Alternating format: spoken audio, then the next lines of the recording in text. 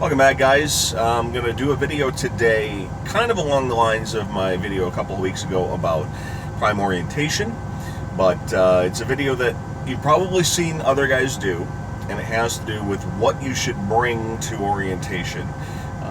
And this is maybe geared towards guys who are going to get their license, PSD students. I'm going to also talk about, and I know I've done a couple of videos and I've gotten some good feedback on the tools videos, and how I did that, how I, got the tools to my truck, and how you can get those so you don't have to bring them along with you when you come. So first things first, when you go to orientation, we talked about the fact that the majority of folks are going to take Greyhound. Prime is going to provide you with bus fare. They're going to provide you with a ticket, basically. They'll either mail you a confirmation number or they'll mail you an actual ticket, and you're going to take Greyhound. That's the way most people go to Prime. Sometimes you can drive yourself, sometimes they don't have room in the parking lot, but bottom line, you're going to show up at Prime on Sunday to start your orientation typically. And the thing that a lot of folks will say, and I'll agree with this, whatever you bring to Prime, you better plan on sleeping with in your bunk. When you're in PSD, I only have my one bed. This is a lightweight truck. You can go back and watch my video tour of my lightweight truck. I'm not going to show you again, but in the training trucks, those are called condos, and the condos have a second bed up top. They also have cabinets on both sides behind the seats. My truck doesn't have the cabinets, it doesn't have the upper seat. So this is a lightweight truck.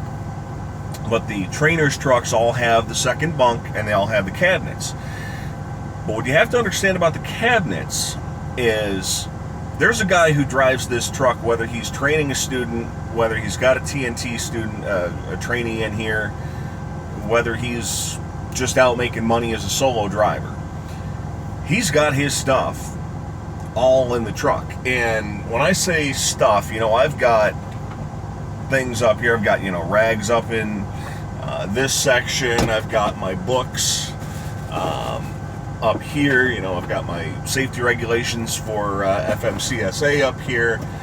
So all the cabinet space in this truck, and I have less space than a condo or a trainer truck has, they're all taken up because I use this truck, and when I stay in this truck, I live in this truck on a daily basis.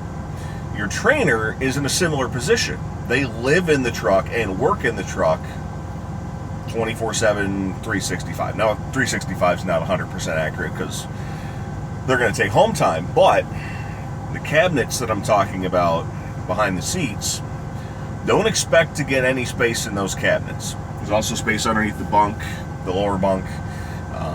That's all taken up by stuff for me, and that's your trainer, your instructor is going to take up that space. So what does that mean for you coming to Prime as a PSD student? You've got the top bunk. That's your space. And when guys say expect to live with or sleep with whatever you bring, your duffel bag's going to be sitting up on top of that bunk, tucked behind your legs as you sleep, or maybe you're going to use it as a pillow. Everything you bring with you is going to stay up on that bunk. You may luck out.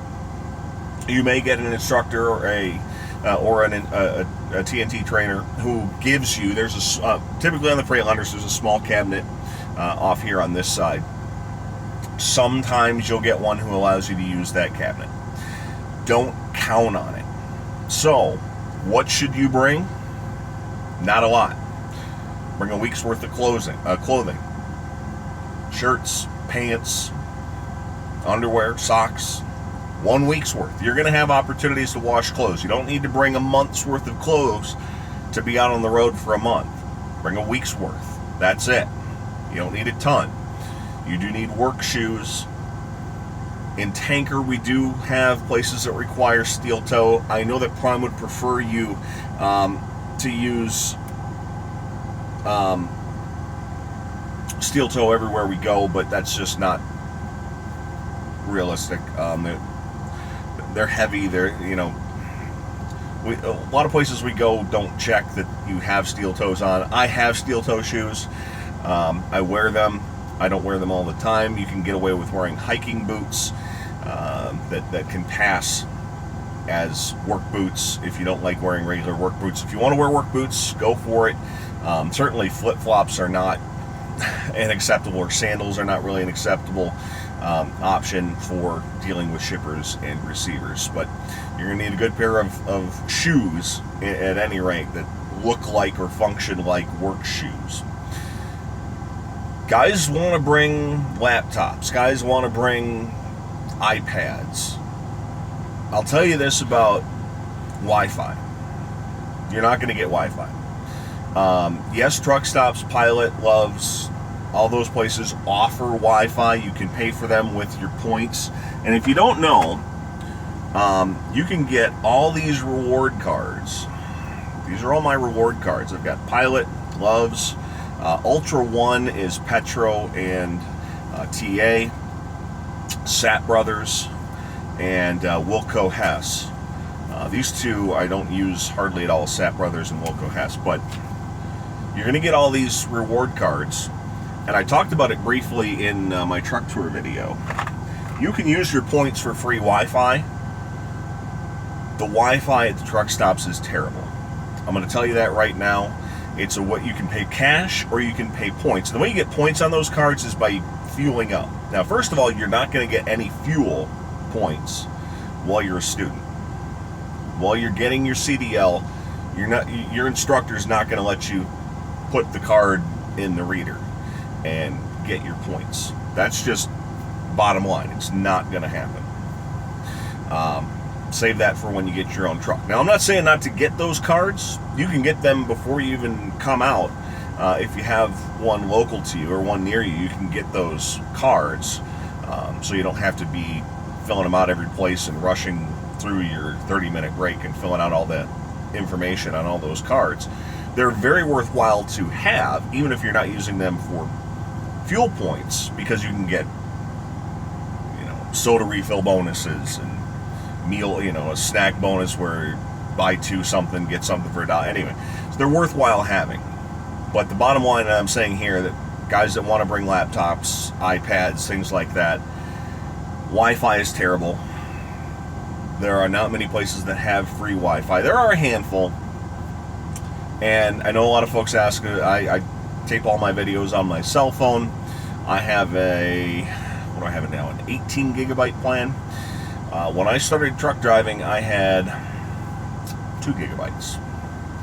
I had to shut my data off while I was driving, then turned it on, and I still ran up against the 2 gigabyte plateau. We, after about a month, increased my plan up to 5 gigabytes. Then we increased up to 10, then to 12, then to 15, and currently we're at the 18 gigabyte plan. I'm with Verizon. If you are over the road, there are other options out there. I'm not going to go into that in this video, but a lot of you folks who want Wi-Fi or whatever, your phone is going to be probably your best bet. That's what I use. Again, though I do go home where I do have Wi-Fi at home. So to me, bringing a laptop or an iPad, I did bring an iPad with me when I went through training. Didn't really seem worthwhile because, like I said, the Wi-Fi, not really worth it. So, week's worth of clothing, boots, and tanker, you're going to need a hard hat. You can bring that with you if you want, but probably would be easier to purchase it at the Prime Company store at the Millennium Building.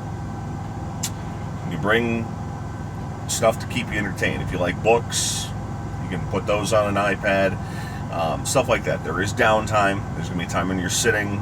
When you get into the TNT portion, you're going to be on this lower bunk. When you're in training to get your license, you're going to sleep on the upper bunk. And then it is against the law to sleep up top. It's very, very dangerous because there's no safety netting. There's a safety net back there. You can't see it. It's kind of tucked behind because I don't use it. I'm the only one in the truck right now. But you'll be strapped in. while you're sleeping, while your trainer is driving, and your trainer should be strapped in while you're driving.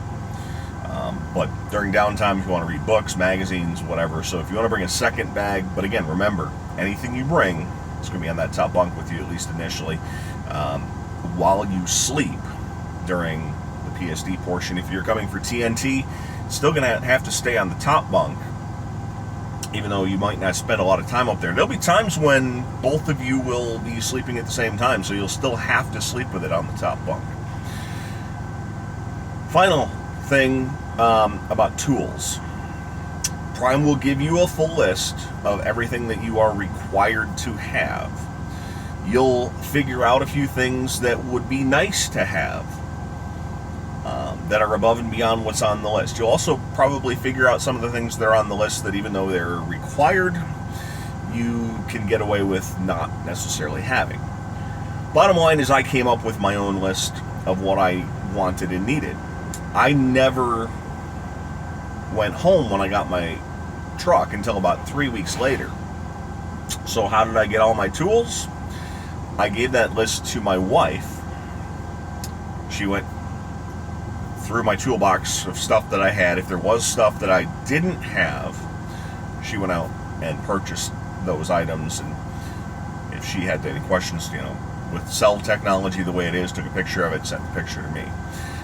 And then she came down. The plan getting a little more complicated. She was going to come down and have an opportunity to go to Springfield with me that didn't get a chance to work out. But at any rate, that's how we worked it. That way you don't have to bring this big bucket of tools or a toolbox with you, because if you do that while you're in PSD, it's going to be up on that top bunk with you, with your week's worth of clothes, with your laptop, with whatever else it is you bring. Bring a shower. That's, obviously toiletries and whatever medicine you need and anything like that. But a shower bag is a good item. Just throw that in here at the end, because you're going to be going into a truck stop or tank washes. That's one of the benefits in tanker. A lot of the tank washes we go to have shower facilities, and they're free. If you don't know, real quick, when you get fuel, if you purchase 50 gallons of fuel, you get a free shower. Pilot, with their rewards card, has this system where if you buy 500 gallons within a month, you get free showers for the following month. So there's ways that you don't have to pay for showers. Like I said, tank washes can be a real benefit. Some of them have laundry facilities actually that are free as well. So there's some things that we kind of make out pretty well on as far as tanker drivers are concerned, that the reefer division, they don't get those free bonuses, or flatbed don't necessarily have those that the tank washes provide. Sometimes you're going to be stuck there for an hour. Maybe you can throw a load in the washing machine and dryer while you're waiting. You might be there for an hour, 2 hours, or 3 hours. You might be there overnight, and you'll have a shower and a place to do some laundry. So there you go. There's what to bring to orientation, what not to bring to orientation. Remember, first of all, you have to carry it with you on Greyhound, and you have to be able to sleep with it on the top bunk. And if you bring too much stuff, the guy you come with is going to say, you need to leave this here. There are lockers at Prime that they'll let you put stuff in, but you have to remember that this is their truck, and if they say there's too much stuff, they're going to make you leave some stuff in Springfield until you get back. And perhaps maybe that would stay there until you upgrade and get your own truck. So you don't want to be without some of your items. So don't bring a lot of stuff. Limit what you bring. That's what I got for you this week. Thanks so much for watching. Really want to work on getting a surge video up. Weather's been fantastic, so I'm hoping that I can get my wife to do a video quickly. You can't just say I'm going to do a surge video, because not all of the liquid that we haul creates the same kind of surge. What I had today, I couldn't have done a surge video on, because you hardly noticed it was in the tank. So I'll try and get a surge video up for you here in the next couple of weeks. Thanks again for watching. Thanks so much for sharing and liking all these videos and subscribing. Thanks for watching, and talk to you next week.